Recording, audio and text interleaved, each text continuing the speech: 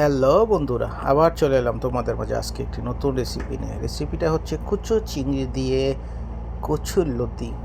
আসলে সবার কীরকম লাগে আমি জানি না, কিন্তু এরকম রেসিপি হলে বা এরকম রান্না হলে আমি নিজেই মনে করো 1 প্লেটের জায়গায় 2 প্লেট ভাত খেয়ে নিতে পারি। কোন সময় যে শেষ হয়ে যায় বা বলতে পারি না।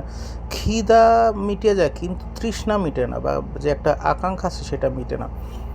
যা কচুরলতি তো আজকে এই কচুরলতিটা স্পেশাল, কেননা সেটা আর কেনাতে আমার বাইরে যাওয়া লাগে না। আমার বাড়ির পাশে ক্ষেতের মধ্যে লাগিয়েছিলাম কচু, সেইখানে যে গিয়ে কচু মন মতো কচু যেটা পরিপক্ক হয়েছে সেটা তুলে নিলাম।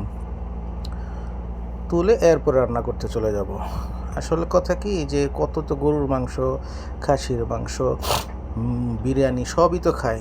আসলে এই সব সবজি জাতীয় কচু এবং অন্যান্য কচুর সবজি জাতীয় যা তরকারি আছে সেগুলোর সাথে কোনো কিছুরই তুলনা হয় না। সবচেয়ে অতুলনীয় স্বাদের। যারা খেতে পারে না, মনে করো 1 প্লেট 2 প্লেট যদি এটা খাওয়ার অভ্যাস করতে পারে, অবশ্যই তাদের মুখে রুচি ফিরে আসবে। সবসময় তো আর মাছ গোস্ত ভালো লাগে না, তাই তোমরা এই রেসিপিটা ট্রাই করতে পারো। অসম্ভব স্বাদের রেসিপি হবে, আমি নিশ্চিত করে বলতে পারি।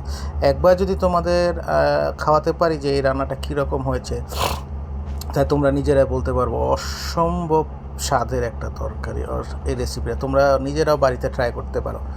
তো সব নিজের ক্ষেত থেকে তুলে নিয়ে এখন এটা মনে করো যাচাই বাছাই করো বা এটার পরিষ্কার পরিচ্ছন্ন করো। উপরে তো যত পরিষ্কার করবো তত ভালো লাগবে, না হলে তো একটা জিনিস বুঝো, উপরে ময়লা থাকে এটা থাকে, উপরের অংশটা পরিষ্কার করে নাও, পরিষ্কার করে কেটে নাও, পরিষ্কার করে নাও। আবার বেশি পরিষ্কার করতে যাও না, বা বেশি ডেবে পরিষ্কার করতে গেলে আবার থাকবে না কিছু। দেশি জিনিস তো, দেশি জিনিসটা এত মোটা হয় না। হাইব্রিডের যেগুলো আছে সেগুলো আবার এত স্বাদ লাগে না, কিন্তু মোটা, কিন্তু সেগুলো এত স্বাদ লাগে না। তো কাটা হয়ে যাওয়ার পরে তুমি হালকা করে সিদ্ধ করে নাও, যাতে সময় কম লাগে রান্না করতে। সিদ্ধ করে নিলে পরিমাণ মতো লবণ দিতে কেউ বলো না, পরে লবণ দিতে ভুল করলে আবার সেগুলোতে ভালো লাগবে না খেতে, লবণ অভাবে।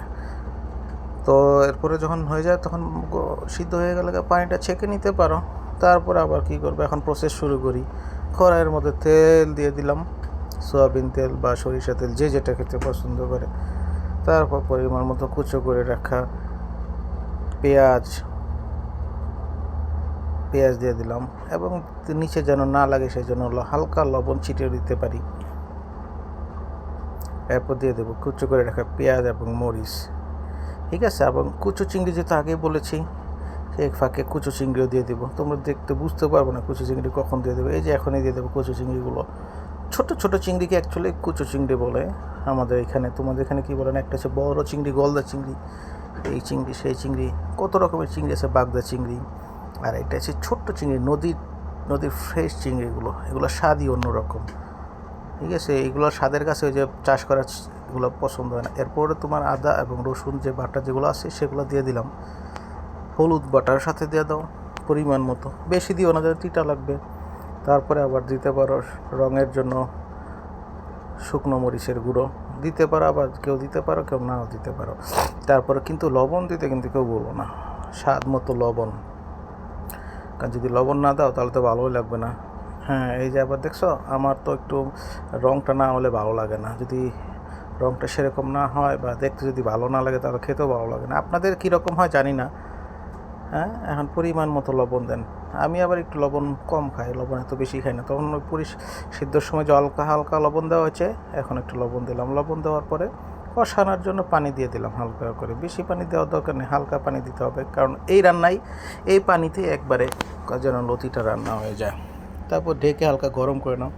গরম করে উঠানোর পরে যখন দেখবে যে হালকা একটু পানিটা কমে গেছে এবং তেলের ভাবটা চলে আসছে তেলতে, তখন তুমি সেখানে কচুর লতিটা দিয়ে দাও, আগে সিদ্ধ করে রাখা। তারপর নাড়াচাড়া দিয়ে সেই মশলাগুলোর সাথে মিক্সিং করে নাও, এবং ভালো করে মিক্সিং করে নাও যতক্ষণ পর্যন্ত কচুরলতির সাথে সেগুলো মিশে না যায়, এবং ঢেকে দিতে পারো সেগুলো একটু নেতিয়ে যাওয়া পর্যন্ত। এবং নেতিয়ে যাওয়ার পরে সে যখন দেখবে যে প্রায় হয়ে যাচ্ছে, তখন হালকা পানি দিয়ে দাও, এবং পানি দেওয়ার পরে সেটা তুমি টমেটো দিয়ে নিতে পারো। সেখানে টমেটো দিলে একটু স্বাদটা বাড়বে, এবং পানি শুকানোর পর পর্যন্ত ওয়েট করো। তারপর হয়ে যাবে তোমাদের মজার রেসিপি। মন ভরে খাও, আর আমাকে শেষে যখন ভালো লাগলে আমাকে ধন্যবাদ দিতে বলো না বন্ধুরা। অসংখ্য ধন্যবাদ সবাইকে।